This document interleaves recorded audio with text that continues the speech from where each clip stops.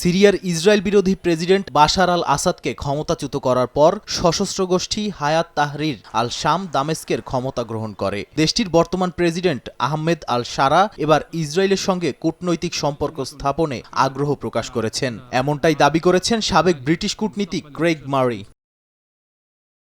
সাবেক ব্রিটিশ কূটনীতিকের বরাতে middle east monitor জানায়, এরই মধ্যে নেতানিয়াহু প্রশাসনের সঙ্গে গোপন প্রতিশ্রুতি দিয়েছেন সিরিয়ার প্রেসিডেন্ট। মারির দাবি, 2026 সালের মধ্যেই ইসরায়েলের সঙ্গে আনুষ্ঠানিক সম্পর্ক স্বীকৃতি ও রাষ্ট্রদূত বিনিময়ের পরিকল্পনা আছে সিরিয়ার। মূলত পশ্চিমা সহায়তা ও সিরিয়ার ওপর নিষেধাজ্ঞা প্রত্যাহারের আশ্বাসেই এমন সিদ্ধান্তে রাজি হয়েছেন আল শারা বলে উল্লেখ করা হয়। ইউরোপীয় ইউনিয়নের এক্সটার্নাল অ্যাকশন সার্ভিস ও ডিরেক্টরেট জেনারেল ফর ইন্টারন্যাশনাল পার্টনারশিপও মনে করে, আল শারার অন্তর্বর্তী সরকার ব্রাসেলসে ইউরোপিয়ান প্লেজিং কনফারেন্সে দেয়া প্রতিশ্রুতি অনুযায়ী কাজ করছে, যেখানে আলাওয়াই, খ্রিস্টান সম্প্রদায় ও নারী মন্ত্রী নিয়োগের প্রতিশ্রুতি ছিল। যদিও বাস্তবে 24 সদস্যের মন্ত্রিসভায় প্রায় সব বড় মন্ত্রণালয় রয়েছে আল শারার ঘনিষ্ঠদের হাতে।